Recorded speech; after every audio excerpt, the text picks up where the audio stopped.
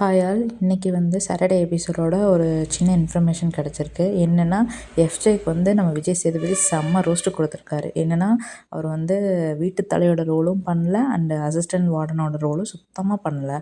So அதுக்கு நம்ம விஜய் சேதுபதி வந்து எஃப்ஜேவை வந்து செம்மையாக ரோஸ்ட்டு பண்ணிகிட்டு இருந்திருக்காரு.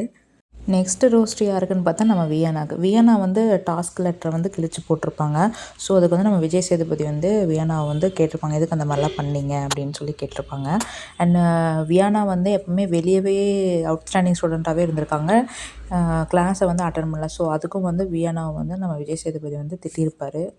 நெக்ஸ்ட்டு நம்ம பார்வதியும் வினோத் அண்ணாக்கும் வந்து பாராட்டு மழை கொடுத்துருக்காரு விஜய் சேதுபதி சார். ஏன்னா வினோத் அண்ணா வந்து இப்போ நல்லா க்ரோ ஆகிட்டார். அவருக்கு வந்து ஒரு ஃபேன் பேஜ் வந்து க்ரியேட் ஆகிடுச்சு. நல்லா கவுண்டர் தராரு அண்ட் டாக்ஸிக்காக எதுவும் இல்லாமல் நல்லா பண்ணிகிட்ருக்காரு. அவர் நல்லா க்ரோ ஆகிட்ருக்காரு.